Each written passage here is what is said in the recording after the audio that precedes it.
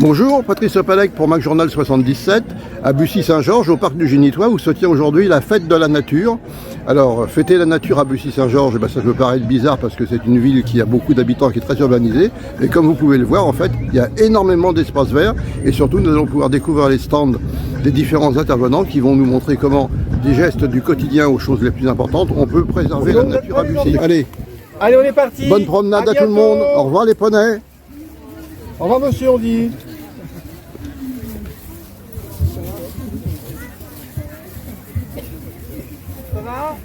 Donc au stand de l'Office du tourisme et de Marne-et-Gondoire et de la Maison de la Nature de Ferrières. C'est ça, et aujourd'hui on représente aussi le Moulin Russon. Tout ça en fait c'est géré par l'Office du tourisme de Marne-et-Gondoire. Et aujourd'hui on propose des différents petits ateliers, donc notamment la fabrication de farine avec des petites meules. Donc là les enfants, donc la famille, elle est en train directement de fabriquer de la farine. Avec voilà. Une meule, après elles ont un tamis. Bon, alors avant d'avoir une miche de pain d'1 kilo, il va falloir du temps, je pense. Il va falloir du temps, exactement. Et donc après, les familles repartent donc, dans une petite enveloppe avec de la farine. Voilà, alors allez, tu nous montres comment tu fais. D'abord, on secoue bien. Voilà. C'est du grain de quoi? De blé. De blé, ben bien sûr, de blé. Non mais c'est pas bien sûr parce qu'on fait de la farine avec d'autres choses. Hein. Ouais. Oui, ça se fait aussi. Et là, regardez, on a notre farine maintenant. Et voilà. Oui. Formidable. Regardez. Voilà, une belle farine bio et naturelle. Exactement. Et donc là, après, je vais leur mettre dans une enveloppe, ils vont pouvoir la rapporter chez eux. Et aujourd'hui, donc, je suis avec Timothée. Bonjour, bonjour Timothée.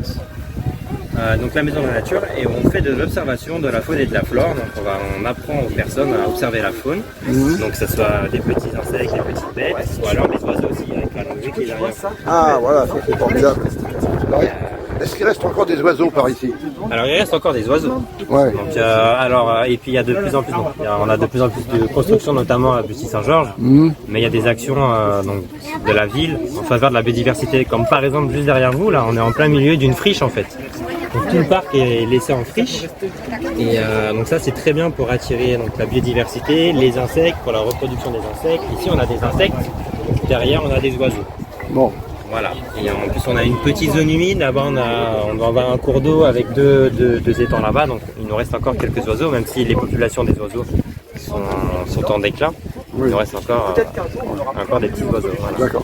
Et les enfants sont sensibles à ce côté préservation de la nature? Alors oui, ils sont sensibles, alors certains ne connaissent pas, et donc chez nous on a pour vocation de d'éveiller leur curiosité. Voilà. D'accord. Voilà. Donc c'est qu'ils se posent des questions et puis qu'ils trouvent du plaisir à aller dans la nature, à aller observer et découvrir tout ce monde en fait, parce qu'ils ne connaissent pas forcément. Voilà. Et dire aux adultes, faites attention, il faut les protéger. Exactement. Voilà. Merci beaucoup. Merci à vous. Édouard Leroy, bonjour. Nous sommes donc à la fête de la nature à Bussy-Saint-Georges au parc du Génitois. C'est la deuxième fois? Oui, la deuxième édition de la fête de la nature. Voilà. Malheureusement, l'année dernière, en raison des conditions avec la pandémie, on n'avait pas pu organiser la fête de la nature. Et cette année, on reprend cet événement qui a été très apprécié par les Bussy-Saint-Georgiens.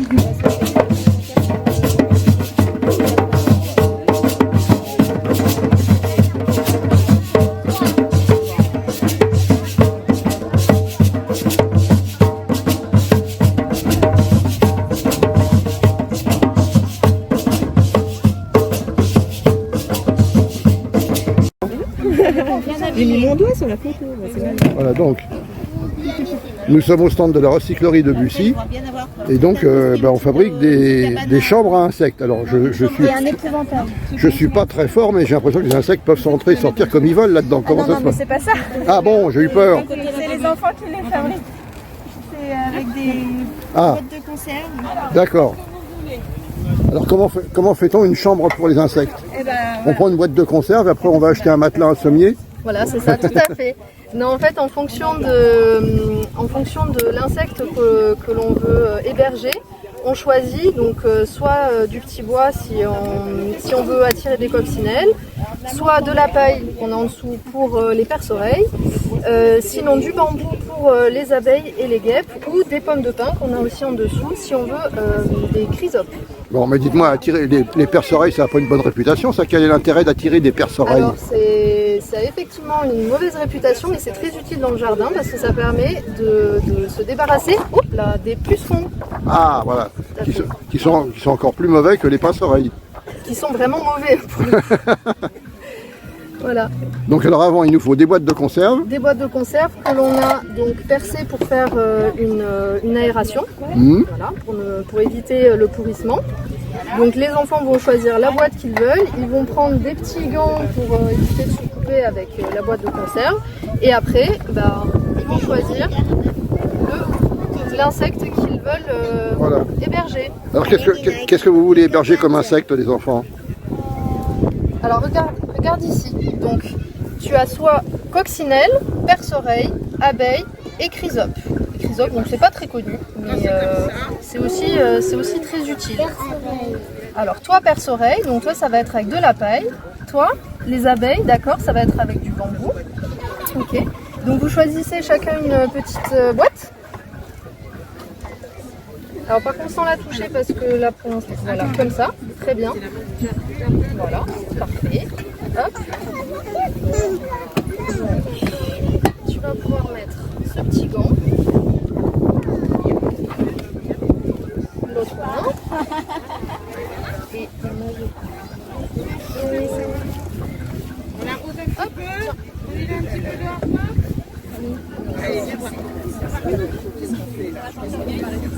voilà. Ils sont tout neufs ces gants, ils sont magnifiques avec un beau petit damier par-dessus.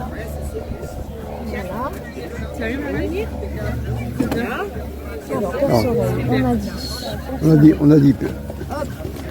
de la paille. Voilà la paille. Donc, tu vas pouvoir prendre de la paille, donc tu fais des petits tas, pas trop d'un coup parce que sinon ça rentrera pas. Et après, tu vas bien passer au fond, tu les mets dedans. Et donc toi, tu m'as dit des abeilles. Dylan, bonjour. Nous sommes donc à Bussy-Saint-Georges devant un magnifique plan d'eau et ça tombe bien puisque vous êtes président de l'association de la PPMA qui est donc le pêcheur de Marne-la-Vallée. Pêcheur de Marne-la-Vallée. Alors qu'est-ce qu'on y fait dans cette association? Alors dans cette association, on apprend aux gens à pêcher principalement. Donc on a 1500 adhérents dans l'association. Félicitations. Donc c'est pas mal. On gère 50 étangs. Donc de Champs-sur-Marne jusqu'à Disney, on a 50 étangs. On travaille avec 3 communautés d'agglomération. Le Val de Bussy, le Val d'Europe et Paris-Vallée de la Marne. Et donc on organise pas mal d'événements chaque année. Donc là aujourd'hui c'est une initiation principalement pour les enfants. Donc là vous pouvez voir qu'il y a une piscine, là il y a les enfants qui pêchent. Il y a plusieurs stands, donc là-bas il y a le stand des pêcheurs à la carpe, parce qu'il y a plusieurs techniques à la pêche. Là vous avez le stand de la pêche au coup, les petits jeunes qui sont en train d'apprendre à pêcher au leurre. Et là derrière, vous avez le stand de la pêche à la mouche. Ils apprennent à lancer parce que c'est une pêche qui est assez technique. La pêche à la mouche, c'est pour la truite dans les torrents. Dans les rivières, exactement. Il y a aussi les chevennes qui mordent pas mal à la mouche. Et le gardon aussi, on peut faire le gardon à la mouche. Si mes souvenirs sont bons, il faut arriver à poser la mouche pas trop loin du poisson pour lui donner envie. Exactement. Et puis la faire un petit peu trembler pour que comme ça le poisson attaque. D'accord. Et est-ce que vous avez un rôle donc en fait dans la préservation de la faune, dans le repeuplement des cours d'eau? Alors, tous les ans, on fait des empoisonnements. Donc là, cette année, par exemple, on a fait le plus grand empoisonnement qu'on a jamais fait. On a mis 2200 kg de poissons. Ah, félicitations. Donc, ça représente 18 000 €. Oui, quand même. Donc, c'est entièrement financé par les pêcheurs. Donc là, ça a été réparti sur 20 étangs. On tourne chaque année, en fait, en fonction des 50 étangs qu'on a. Donc, on répartit le budget en fonction des carpes, des carnassiers. On met des brochets, des cendres. On met aussi quelques truites. 4 fois par an, on met des truites dans les étangs. Comme ça, les gens peuvent venir pêcher un petit peu de truites. D'accord. Et pour pêcher, je suppose qu'il faut avoir sa carte de pêche et peut-être une petite cotisation aussi pour le. Exactement. Alors nous, le fait qu'on ait 50 étangs, on a un petit timbre supplémentaire. Donc il y a la carte de pêche classique en fait qui vous permet de pêcher dans toute la France. Ça vaut 78 €. Et ensuite, nous, on a un supplément, c'est 15 € à l'année pour les 50 étangs. C'est pas cher. Donc c'est très abordable, les gens les prennent tous parce qu'ils savent que la totalité de cet argent ira dans l'empoisonnement. D'accord. Donc nous on récolte à peu près 15 000 € avec cette carte et nous ensuite on rajoute 3 000 de la poche de la PPMA pour monter à 18 000. Ok. Et alors est-ce que le fait que ce soit des poissons qui soient jetés dans l'eau, qui soient pas dans l'environnement naturel, ça les rend plus faciles à attraper? Non, pas du tout. En fait les poissons, moi je travaille avec 3 pisciculteurs différents et donc les pisciculteurs en fait eux ils ont des grands étangs.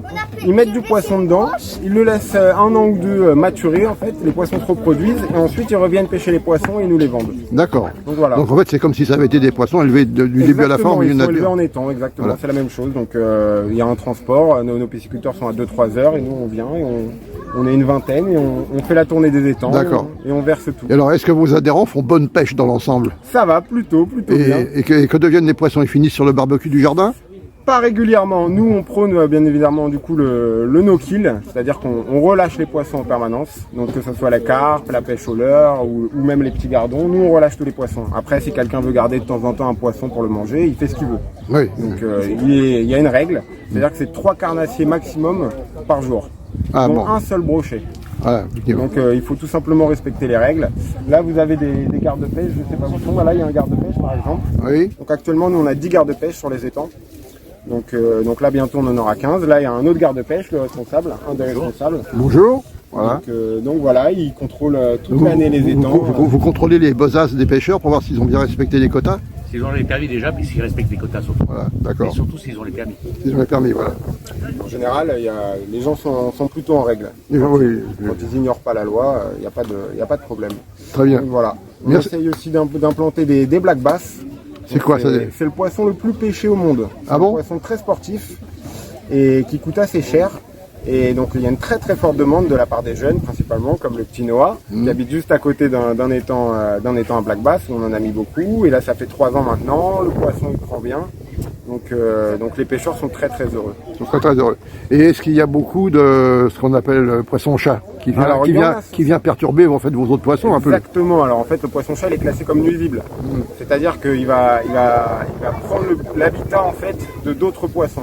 Donc du coup la loi vient de changer en plus très récemment. Avant on pouvait quand même les relâcher, mais maintenant on est obligé de s'en débarrasser, de les tuer. D'accord. Parce que il y a certaines zones qui sont envahies. Donc Puis ça, nous, ici, sur ça Val d'Europe, prolifère. exactement. Nous ici on a de la chance, c'est qu'on n'en a pas du tout. Ah bah c'est merveilleux. Donc sur Torcy on en a un peu plus, mais sur le Val d'Europe on est Voilà. plutôt tranquille. Bon alors amis pêcheurs, venez pêcher sur le Val d'Europe, vous serez pas embêtés par les poissons-chats. Exactement, à Torcy, jusqu'au Val d'Europe, à Disney, il y a une 50aine d'étangs, empoissonnés tous les ans, 2200 kg de poissons, l'année prochaine on va faire encore plus. Voilà. Donc faut pas hésiter à venir. Alors n'hésitez pas, si vous voulez pêcher dans de bonnes conditions, pêcher des bons poissons, eh ben adhérez à l'association des pêcheurs De Marne-la-Vallée. de Marne-la-Vallée. Merci beaucoup Dylan et bonne pêche. Merci beaucoup, même si normalement on le dit pas, mais... Bon alors merde alors. Exactement, c'est le petit mot. Bonne journée. Bonne journée. Des ateliers sur le jardinage, le compostage, l'observation d'un peu de plateforme aussi. Donc aujourd'hui, on observe des petites bêtes et on apprend aussi à observer les oiseaux. Yann Dubosc, bonjour. Nous sommes à la fête de la nature au parc du Génitois à Bussy-Saint-Georges. Et alors, en tant que maire de cette ville, donc qui est quand même une ville qui s'urbanise beaucoup, est-ce que vous n'avez pas l'impression de faire de grand écart entre la nature et le béton? Et non, justement, ici à Bussy-Saint-Georges, on fait exactement le contraire, on fait la synthèse. Vous donner un exemple, à Bussy, c'est à peu près 45% de la surface de la ville qui est en espace vert. Et là, vous avez toute une chaîne de parcs. On est sur le 2e parc de la ville, qui part du RER jusqu'à la plaine agricole de Jossigny. Et aujourd'hui, on fête la nature. Donc vous voyez effectivement beaucoup d'associations, beaucoup de structures qui viennent montrer un petit peu ce qu'elles savent faire, présenter au public, et justement, l'harmonie entre la ville et la nature, et donc la nature dans la ville. C'est ça qu'on va essayer de présenter aujourd'hui. Mais c'est quand même un rôle un peu difficile, puisqu'en fait, vous n'êtes pas entièrement maître de la situation à Bussy, c'est l'État en fait qui impose souvent sa volonté. Exactement. À Bussy, on est avec un aménageur public, mais qui a aussi pris conscience qu'il fallait aussi végétaliser une ville qui était souvent très minérale. C'est ce qu'on fait au centre-ville, et c'est ce qu'on fait aussi, je dirais, là, dans ces parcs. Vous imaginez quand même que le Sycomore, c'est un parc bientôt, là, qui est juste derrière moi, derrière le Génitois, qui va faire 117 000 mètres carrés quand même. Donc où est-ce qu'on est dans une ville où on fait un parc de 117 000 mètres carrés au sein de l'urbanisation? Voilà, c'est ça que moi je souhaite faire à Bussy. Voilà, en tout cas, qui va rabattre pas mal d'idées reçues. Exactement, exactement. Merci beaucoup. On peut faire une ville nouvelle avec de la nature, avec des parcs, avec des jardins. Et puis vous voyez effectivement que les habitants viennent avec, je dirais, grand plaisir sur des ateliers de replantation de plantes, sur des ateliers sur les abeilles, donc vraiment découvrir les écosystèmes qu'on peut développer aussi dans nos villes. D'accord. Et les services techniques participent également à... Exactement, ce sont les services de la ville qui ont organisé cela, donc avec des élus très investis sur le sujet. Donc voilà, on essaye effectivement aussi d'impliquer nos agents dans la naturation des villes et notamment de l'urbanité. Voilà. Merci beaucoup Yann Dubosc. Merci à vous.